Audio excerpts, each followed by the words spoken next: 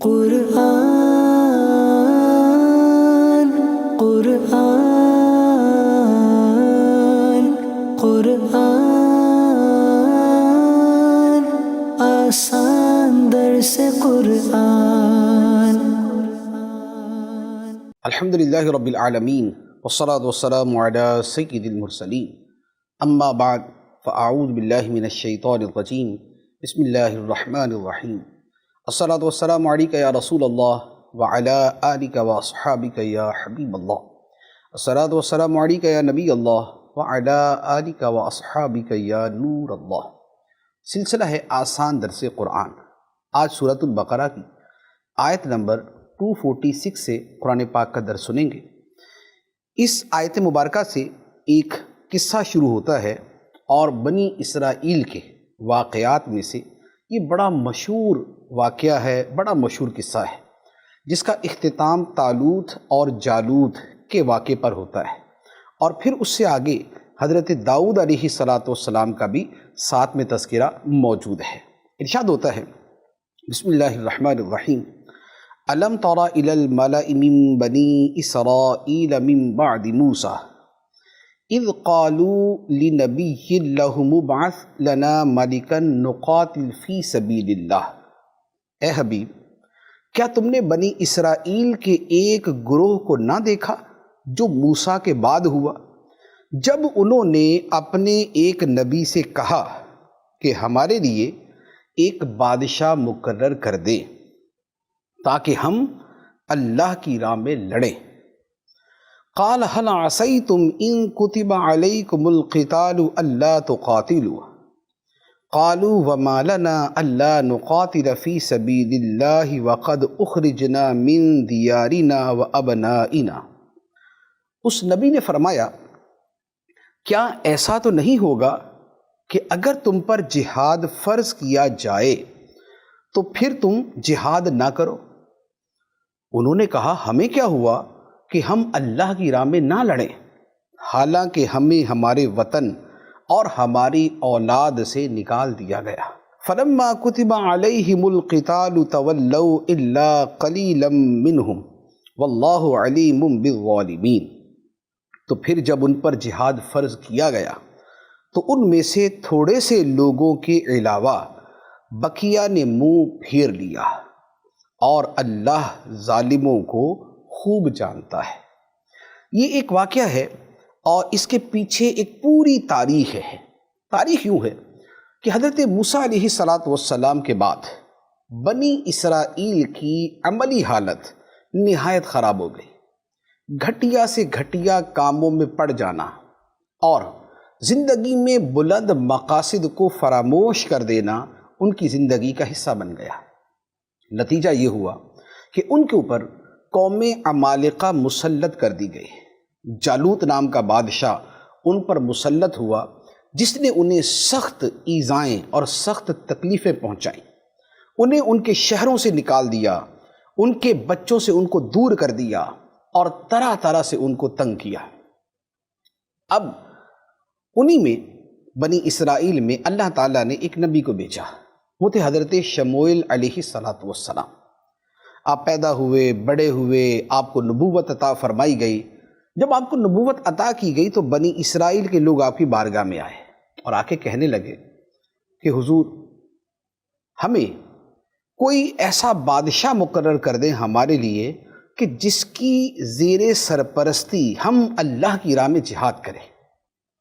حضرت شموئیل علیہ السلام چونکہ اپنی قوم کو جانتے تھے، بنی اسرائیل کی تاریخ کو بھی جانتے تھے، تو آپ نے ان سے فرمایا کہ کیا ایسا تو نہیں ہوگا کہ اگر تم پہ جہاد کا حکم بھیجا گیا، بادشاہ مقرر کیا گیا، جہاد کا حکم دیا گیا، تو پھر تم منہ پھیر کے بیٹھ جاؤ کہ ہم تو نہیں لڑتے، بزدلی دکھاؤ، منہ پھیرو۔ تو اب بنی اسرائیل کے لوگوں نے کہا، جی ہم ایسا کیسا کر سکتے ہیں؟ ہمیں ہمارے گھروں سے نکالا گیا، ہمیں وطن سے دور کر دیا گیا، ہمیں ہمارے بچوں سے دور کر دیا گیا، ہم پہ تو ایسے ظلم ہوئے، ہمارے اندر تو ایک جذبہ اور ایک انتقام کا جوش بھرا ہوا ہے، تو یہ کیسے ہو سکتا ہے کہ ہمیں جہاد کا حکم دیا جائے اور ہم منہ پھیر کے بیٹھ جائیں؟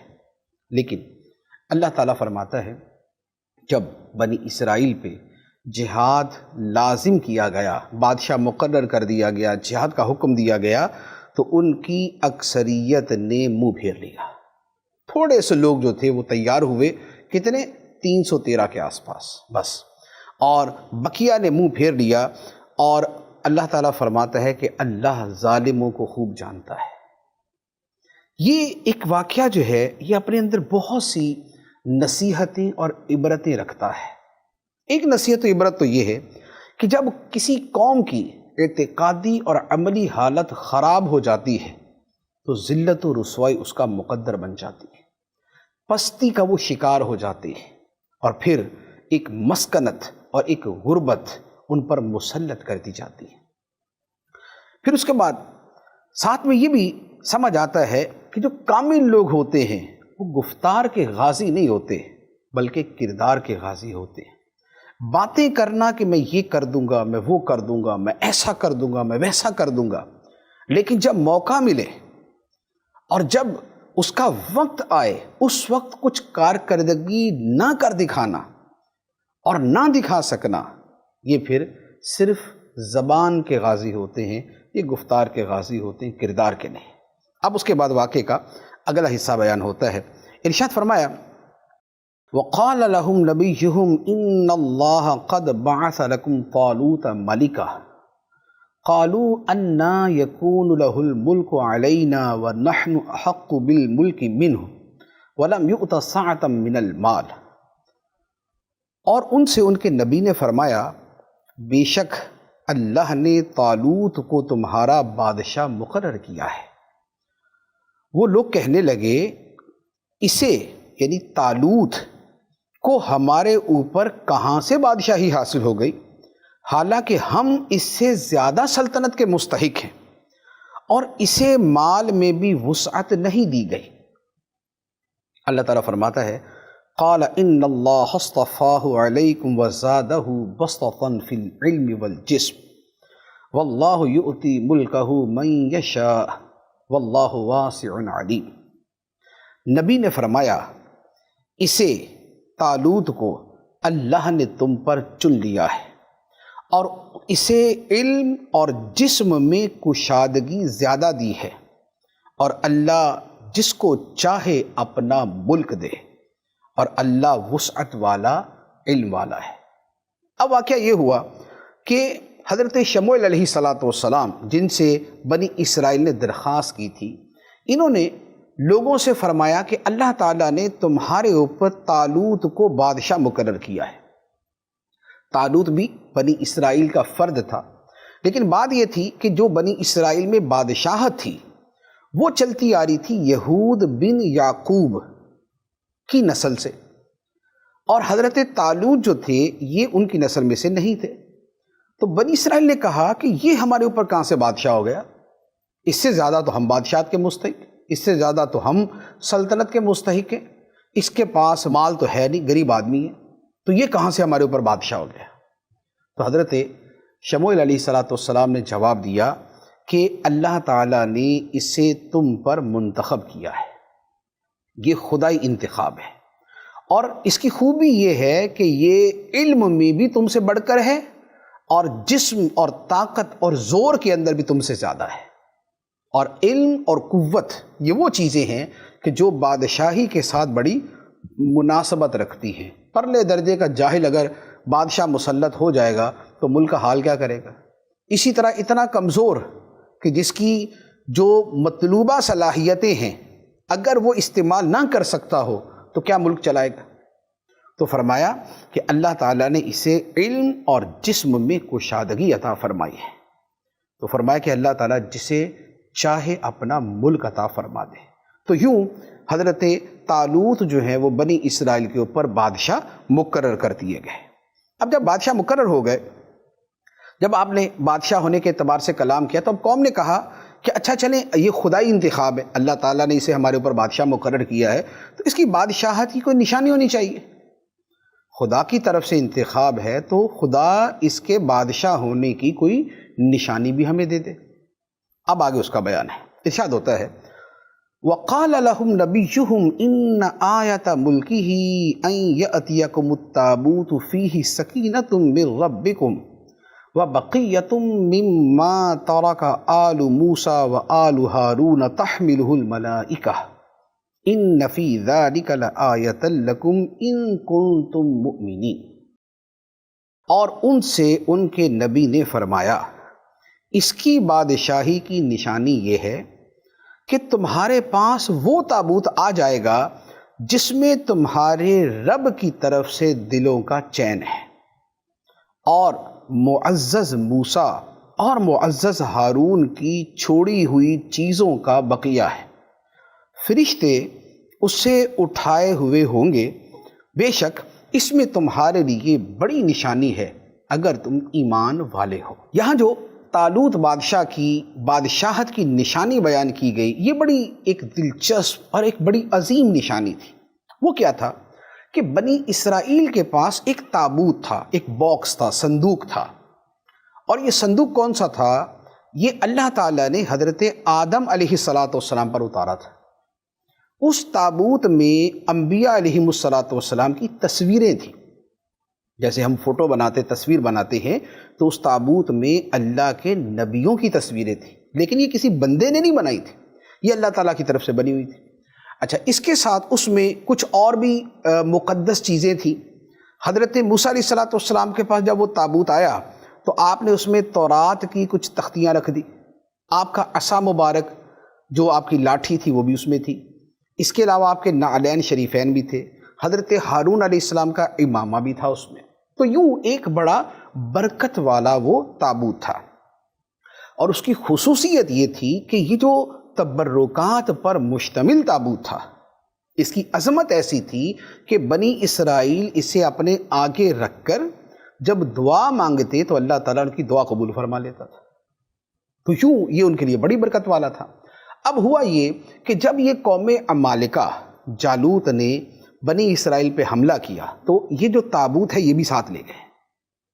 اچھا، تابوت ساتھ لے گئے اور اس کی انہوں نے کی توہین، گندگی کی جگہ پہ ڈال دیا، لیکن نتیجہ یہ ہوا کہ اس تابوت کو جو نبیوں کے تبرکات پر مشتمل تھا، ان تبرکات کی گستاخی کی وجہ سے جہاں جہاں اس کی بے ادبی ہوئی وہ بستی برباد ہو گئی۔ عمالقہ کی 5 بستیاں ہلاک ہو گئی اس تبرکات کی گستاخی کی وجہ سے۔ تو اب کیا ہوا؟ اب انہوں نے کہا کہ بھائی یہ تو مفت میں مصیبت میں پڑ گئے، اس کی وجہ سے اسے واپس بھجوا۔ تو انہوں نے کیا کیا کہ ایک بیل گاڑی کے اوپر تابوت رکھا اور اسے چھوڑ دیا۔ تو وہ جو بیل گاڑی تھی اسے چلاتے ہوئے اللہ کے فرشتے لے کے آئے۔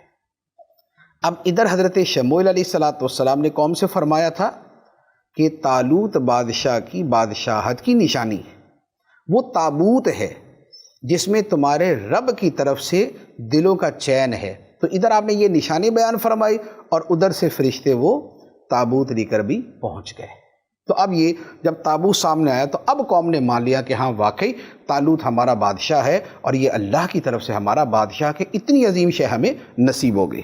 تو یہ ہے وہ واقعہ کہ جس کا یہاں پر بیان ہوا۔ اچھا، اب اس کے ضمن میں جتنی چیزیں سامنے آ رہی ہیں بڑی واضح سی ہیں کہ اللہ کے پیارے بندوں سے نسبت رکھنے والی چیز کی بڑی قدر ہوتی ہے، اس کی بڑی عظمت ہوتی ہے۔ موسیٰ علیہ السلام کا عصا تھا، آپ کے نعلین شریفین، آپ کے جوتے مبارک تھے، ہارون علیہ السلام کا امامہ تھا، اور اس طرح کی دیگر چیزیں تھیں۔ تو اب اللہ تعالیٰ نے ان چیزوں کی وجہ سے اس تابوت کو کیسا برکتوں والا بنایا۔ یہی وہ چیز ہے کہ جسے ہم کہتے ہیں تبرکات۔ مدینے کی چیزیں برکت والی ہیں، ولیوں سے نسبت والی چیزیں برکت والی ہیں، ولیوں کے مزارات جو ہیں وہ برکت والے ہیں۔ تو یہ جو تبرکات کا اور تبرک کا اور جو برکت کا مفہوم ہے یہ ان آیات سے بہت اچھے طریقے سے واضح ہو جاتا ہے۔ اب ہوا یہ کہ بادشاہ مان لیا، اب یہ سارا یہ والا چیپٹر جو ہے یہ کلوز ہو گیا۔ اب آئی جنگ کی باری۔ جب جنگ کی باری آئی تو کیا ہوا؟ اس پر بھی ایک پورا واقعہ ہے کہ طالوت نے اپنی قوم سے کہا کہ چلو بھی اب نکلتے ہیں اب جالوت سے مقابلے کے لیے۔ تو اب 70,000 افراد کو انہوں نے تیار کیا، 70,000 افراد کا لشکر تیار ہوا۔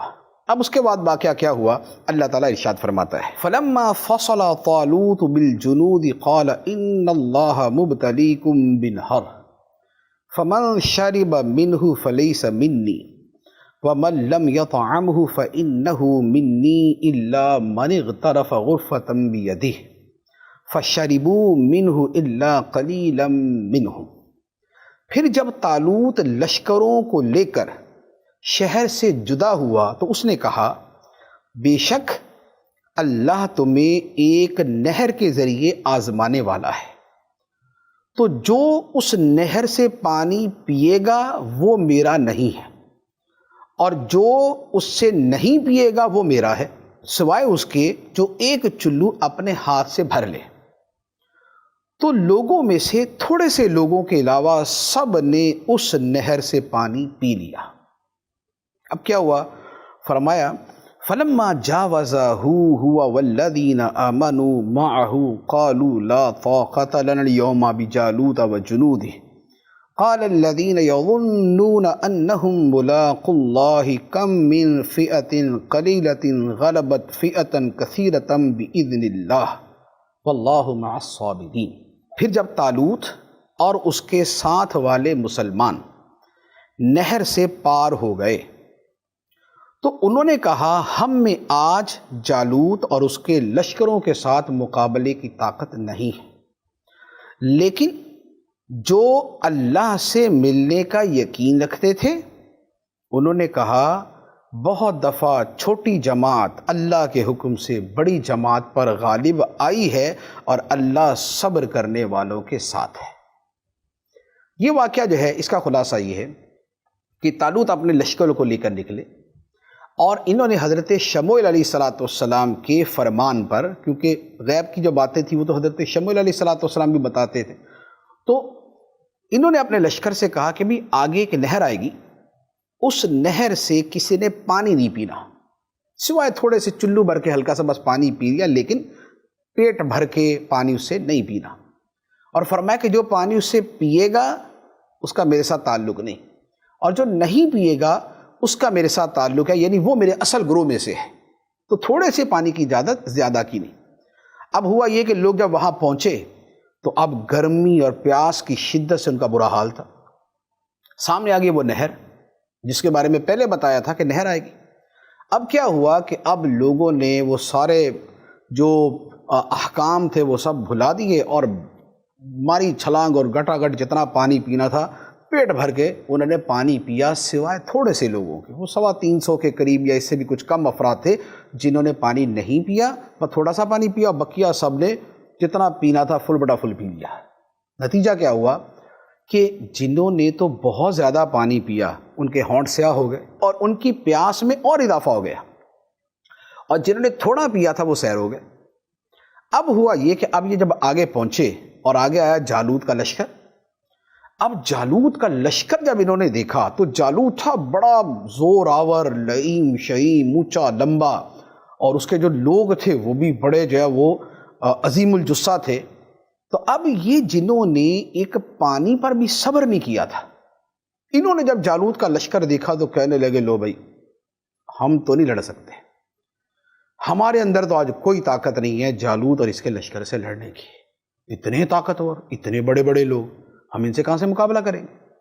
تو یہ کیا تھا؟ یہ بزدلی پیدا ہوئی وہ جو اس حکم کی نافرمانی کی تھی۔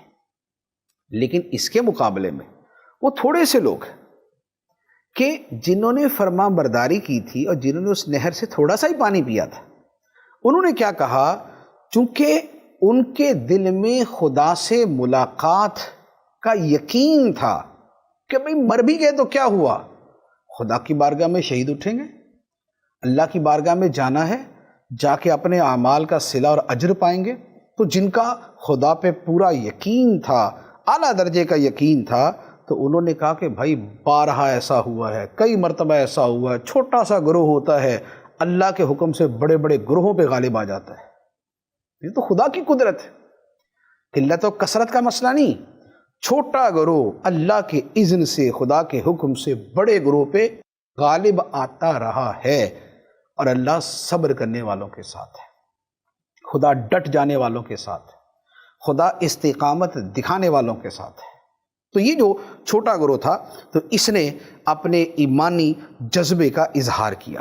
اب کیا ہوا، اب جب آمنا سامنا ہوا لشکر کا، اب جالوت کا لشکر آ گیا، یہ بھی آ گیا، اب کیا ہوا، اللہ تعالیٰ فرماتا ہے وَلَمَّا بَرَزُوا لِجَالُوتَ وَجُنُودِهِ قَالُوا رَبَّنَا أَفْرِغْ عَلَيْنَا صَبْرًا وَثَبِّتْ أَقْدَامَنَا وَانصُرْنَا عَلَى الْقَوْمِ الْكَافِرِينَ۔ پھر جب وہ جالوت اور اس کے لشکروں کے سامنے آئے تو انہوں نے عرض کی، اے ہمارے رب، ہم پر صبر ڈال دے اور ہمیں ثابت قدمی عطا فرما، اور کافر قوم کے مقابلے میں ہماری مدد فرما۔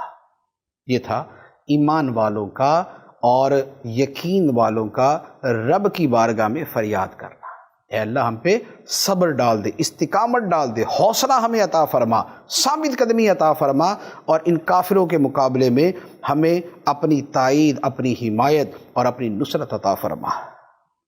تو جب یہ جو تھوڑے سے افراد تھے جن کا جذبہ ایمانی بلند تھا اور جن کا خدا پہ توکل مضبوط تھا، جب یہ ڈٹ گئے تو اللہ تعالیٰ فرماتا ہے فَحَزَمُوهُمْ بِإِذْنِ اللَّهِ وَقَتَلَ دَاوُودُ جَالُوتَ وَآتَاهُ اللَّهُ الْمُلْكَ وَالْحِكْمَةَ وَعَلَّمَهُ مِمَّا يَشَاءُ وَلَوْلَا دَفْعُ اللَّهِ النَّاسَ بَعْضَهُمْ بِبَعْضٍ لَفَسَدَتِ الْأَرْضُ وَلَكِنَّ اللَّهَ ذُو فَضْلٍ عَلَى الْعَالَمِينَ۔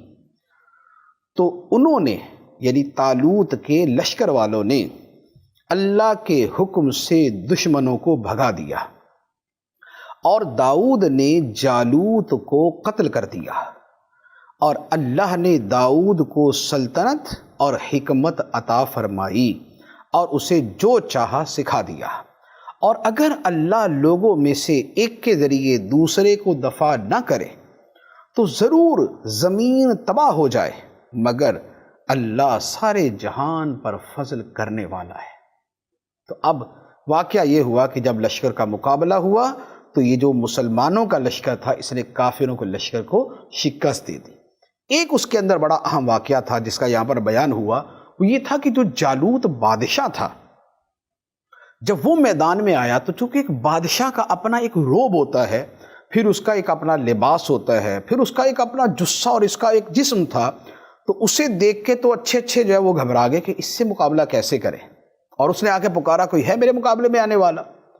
تو اب یہ جو طالوت بادشاہ تھے انہوں نے اپنے لشکر میں اعلان کیا کہ جو شخص اسے شکست دے دے اور اسے مار دے، میں اپنی بیٹی کا نکاح بھی اس سے کروں گا اور اپنی آدھی سلطنت بھی اسے دے دوں گا۔ تو حضرت داؤد علیہ السلام آگے بڑھے، آپ کے ہاتھ میں ایک رسی تھی جس کے ساتھ جو ہے وہ جسے گوپھن کہتے ہیں، جس کے آخر پہ جو ہے وہ ایک پتھر رکھ کے جو ہے وہ گھما کے مارا جاتا ہے۔ تو آپ آگے بڑھے اور آپ نے جو ہے وہ پتھر اس میں رکھا اور اسے جو گھما کے پھینکا دور سے، تو وہ سیدھا جا کے جالوت کی کھوپڑی میں لگا اور اس کو کھوپڑی کو پاش پاش کر دیا، جالوت مر گیا، مسلمانوں کو فتح ہو گئی، اور طالوت بادشاہ نے اپنے وعدے کے مطابق اپنی بیٹی کا نکاح بھی آپ سے کر دیا اور آدھی سلطنت بھی آپ کو دے دی۔ اور پھر جب یہ طالوت بادشاہ فوت ہوا تو جو باقی پوری سلطنت تھی وہ بھی ساری کی ساری حضرت داؤد علیہ السلام کے پاس آ گئی۔ تو یہ ہے حضرت داؤد علیہ السلام کے حوالے سے جو اللہ تعالیٰ نے فرمایا کہ اللہ نے داؤد کو ملک بھی دے دیا، سلطنت بھی دے دی اور حکمت بھی عطا فرمائی، آپ کو نبوت بھی عطا کر دی، اور جو چاہا سکھایا۔ تو حضرت داؤد علیہ السلام کو بہت کچھ آتا تھا، جیسے یہ لوہے کو نرم کرنا، جیسے پرندوں کی بولیاں سمجھنا، تو یہ بہت سارے علوم جو ہے وہ اللہ تعالیٰ نے آپ کو عطا فرمائے۔ اب اللہ تعالیٰ فرماتا ہے کہ یہ جو لڑائی ہوئی اور ایک قوم کے ذریعے دوسری قوم کو تباہ کیا گیا، یہ اللہ تعالیٰ کے نظام کائنات کا حصہ ہے کہ اگر ایسا نہ ہو تو زمین برباد ہو جائے۔ تو اللہ تعالیٰ کبھی کسی کو غالب کرتا ہے، اسے قوت دیتا ہے اور اس کے ذریعے دوسرے کو دبا دیتا ہے، ورنہ تو دنیا کا معاملہ یہ ہے کہ جو ایک فائنل پاور حاصل کر لے تو اس کا کیا کرتا ہے، وہ اس کے بعد وہ کسی کو چین سے بیٹھنے نہیں دیتا، پوری دنیا کے اندر شرنگیزی کرتا ہے۔ تو اللہ تعالیٰ اس کا سر توڑنے کے لیے دوسری طاقت کو کھڑا کر دیتا ہے اور وہ اس کو جو ہے وہ ٹھنڈی کر دیتی ہے۔ پھر جب یہ فرعونیت پہ آئے تو اللہ تعالیٰ تیسری طاقت کو کھڑا کر دیتا ہے اور اس کے ذریعے اس دوسری طاقت کو ٹھنڈا کر دیتا ہے۔ تو فرمایا کہ یہ خدا کا نظام ہے، یہ خدا کا نظام ایک تکوین ہے۔ اللہ تعالیٰ جہان پر بڑے فضل کرنے والا ہے۔ اب اس کے بعد اللہ تعالیٰ فرماتا ہے تِلْكَ آیات اللہ نتلوها علیک بالحق وَإِنَّكَ لَمِنَ الْمُرْسَلِينَ، یہ اللہ کی آیتیں ہیں جو اے حبیب ہم آپ کے سامنے حق کے ساتھ پڑھتے ہیں، اور بے شک تم رسولوں میں سے ہو، تم رسولوں میں سے ہو کہ تم نے کسی تاریخ دان کی صحبت اختیار نہیں کی، کوئی پرانی کتابیں نہیں پڑھی، لیکن جو پرانے زمانے کے واقعات ہیں وہ خدا کی وحی کے ذریعے لوگوں کے سامنے بیان کر رہے ہو۔ تو یہ واقعات کا بیان جو ہے یہ نبی پاک صلی اللہ تعالیٰ علیہ وآلہ وسلم کی نبوت کی دلیل بھی ہے۔ اس کے بعد ارشاد ہوتا ہے، فرمایا تِلْكَ الرُّسُلُ فَضَّلْنَا بَعْضَهُمْ عَلَى بَعْضٍ مِّنْهُمْ مَنْ كَلَّمَ اللَّهُ وَرَفَعَ بَعْضَهُمْ دَرَجَاتٍ، یہ رسول ہیں، ہم نے ان میں سے ایک کو دوسرے پر فضیلت عطا فرمائی، ان میں سے کسی سے اللہ نے کلام فرمایا، اور کوئی وہ ہے جسے سب پر درجوں بلندی عطا فرمائی۔ وَآتَيْنَا عِيسَى ابْنَ مَرْيَمَ الْبَيِّنَاتِ وَأَيَّدْنَاهُ بِرُوحِ الْقُدُسِ، اور ہم نے مریم کے بیٹے عیسیٰ کو کھلی نشانیاں دی اور پاکیزہ روح سے اس کی مدد کی۔ وَلَوْ شَاءَ اللَّهُ مَا اقْتَتَلَ الَّذِينَ مِن بَعْدِهِم مِّن بَعْدِ مَا جَاءَتْهُمُ الْبَيِّنَاتُ وَلَكِنِ اخْتَلَفُوا فَمِنْهُم مَّنْ آمَنَ وَمِنْهُم مَّنْ كَفَرَ وَلَوْ شَاءَ اللَّهُ مَا اقْتَتَلُوا وَلَكِنَّ اللَّهَ يَفْعَلُ مَا يُرِيدُ، اور اگر اللہ چاہتا تو ان کے بعد والے آپس میں نہ لڑتے، جبکہ ان کے پاس کھلی نشانیاں آ چکی تھیں، لیکن انہوں نے آپس میں اختلاف کیا تو ان میں کوئی مومن رہا اور کوئی کافر ہو گیا، اور اگر اللہ چاہتا تو وہ نہ لڑتے، مگر اللہ جو چاہتا ہے کرتا ہے۔ یہ آیت مبارکہ بہت سے امور پر مشتمل ہے۔ پہلی بات بیان فرمائی کہ یہ اللہ کے رسول جو ہیں ان میں بعض کو بعض پر فضیلت حاصل ہے، ایک دوسرے سے افضل ہے۔ اس کے بعد اللہ تعالیٰ نے 3 نبیوں کا بطور خاص ذکر فرمایا، ایک حضرت موسیٰ علیہ السلام کا، ایک حضرت عیسیٰ علیہ السلام کا، اور ایک ہمارے آقا مولا سیدنا محمد مصطفیٰ صلی اللہ علیہ وآلہ وسلم کا۔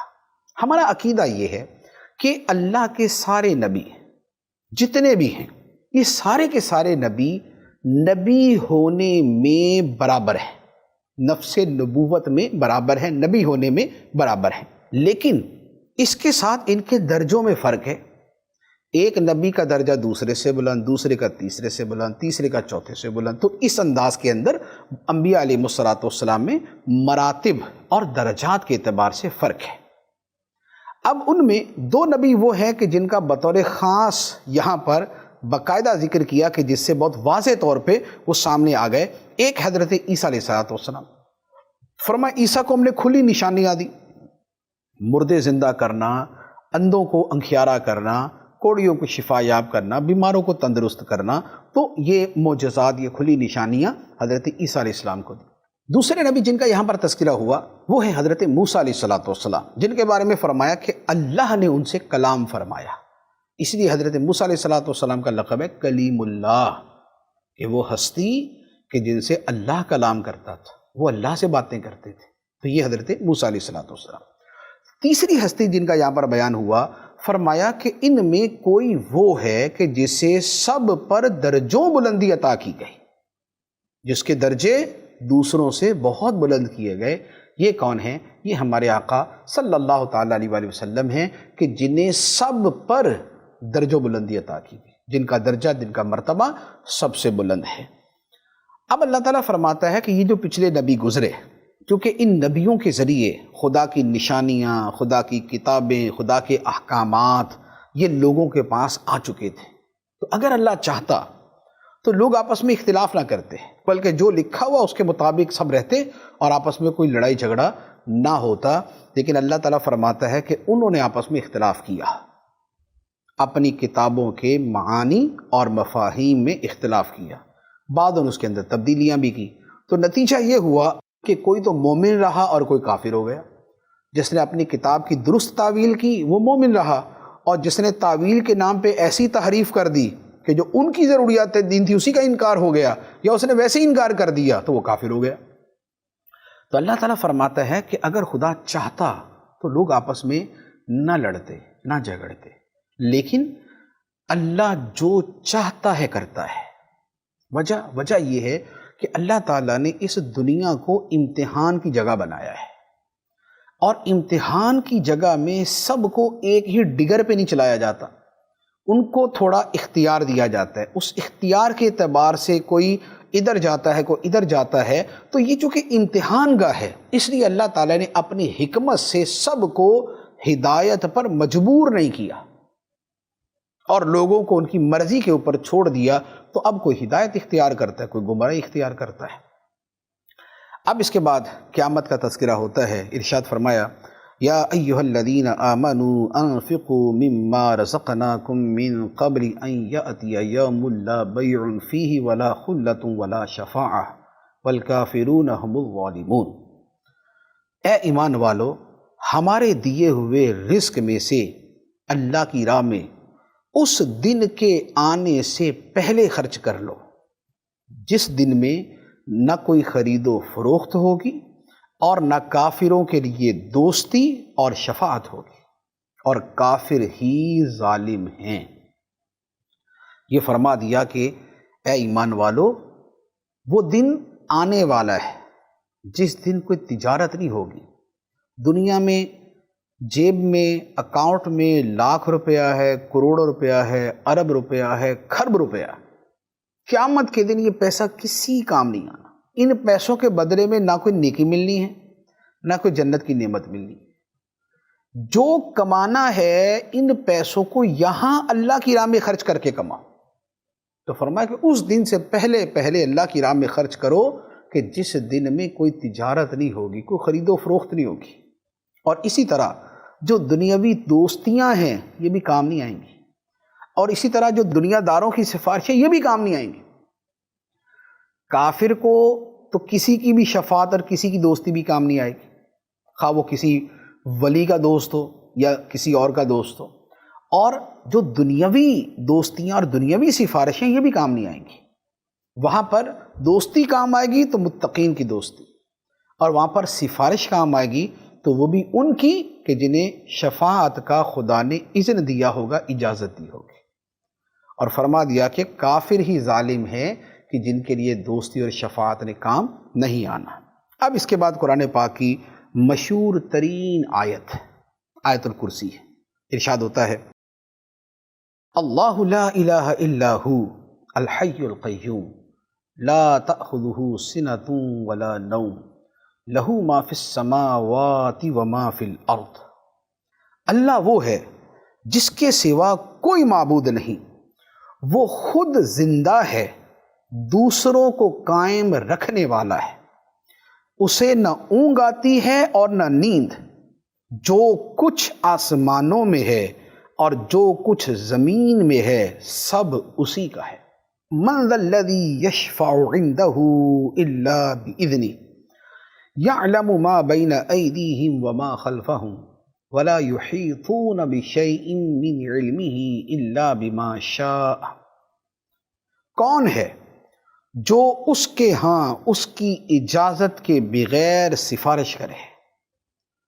وہ اللہ جانتا ہے جو مخلوق کے آگے ہے اور جو کچھ ان کے پیچھے ہے، اور لوگ اللہ کے علم میں سے اتنا ہی حاصل کر سکتے ہیں جتنا اللہ چاہے۔ وسع کرسیہ السماوات والارض ولا یؤودہ حفظہما وہو العلی العظیم۔ فرمایا اللہ کی کرسی آسمان اور زمین کو اپنی وسعت میں لیے ہوئے ہے، اور آسمان و زمین کی حفاظت اللہ کو تھکا نہیں سکتی، اور وہی بلند شان والا، عظمت والا ہے۔ سبحان اللہ سبحان اللہ۔ یہ آیت الکرسی ہے قرآن پاک کی سب سے عظیم آیت، سب سے عظیم آیت، اور اس کے فضائل سے احادیث جو ہے وہ مالا مال ہیں، جو سوتے وقت آیت الکرسی پڑھے تو صبح تک اللہ تعالیٰ اس کی حفاظت فرمائے گا، شیطان اس کے قریب نہیں آئے گا۔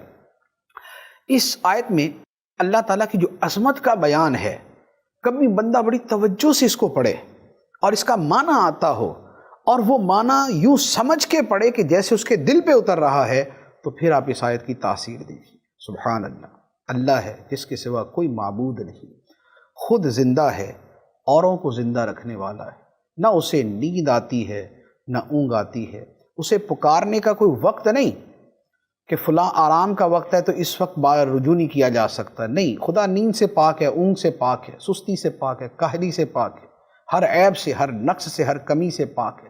24 گھنٹے دنیا کے جس کونے پہ چاہیں خدا کو پکارے، خدا جواب دینے کے لیے موجود ہے، اور آسمان و زمین سب اسی کی ملک ہے۔ اس کی بارگاہ میں سفارش ہوگی تو اس کی اجازت سے وہ نبیوں کو اجازت دے گا، ولیوں کو دے گا، حاجیوں کو دے گا، حافظوں کو دے گا، شہیدوں کو دے گا، ان سب کو شفاعت کی اجازت دے گا۔ اور اللہ تعالیٰ بندوں کے سب اگلا پچھلا جانتا ہے، جو ان کے آگے، جو ان کے پیچھے، جو دنیا، جو آخرت، خدا سب کو جانتا ہے، اور خدا کے علم میں سے کسی کو کچھ نہیں ملتا سوائے اس کے کہ جو خدا چاہے۔ خدا چاہے تو کسی کو جو ہے وہ دین کا علم عطا فرما دے، خدا چاہے تو دنیا کا علم عطا فرما دے، خدا چاہے تو آخرت کا علم عطا فرما دے، خدا چاہے تو سائنس کا علم عطا فرما دے۔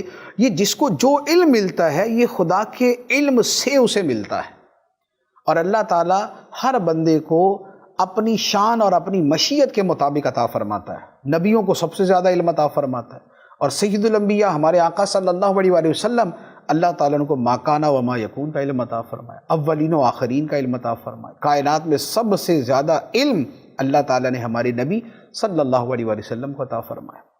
اب اللہ تعالیٰ فرماتا ہے کہ اس کی کرسی نے آسمان و زمین کو اپنے گھیرے میں لیا ہوا ہے۔ اس کرسی سے کیا مراد ہے؟ اس کے بارے میں ہمارا عقیدہ یہ ہے کہ یہ متشابہات میں سے ہے۔ کرسی سے کیا مراد ہے؟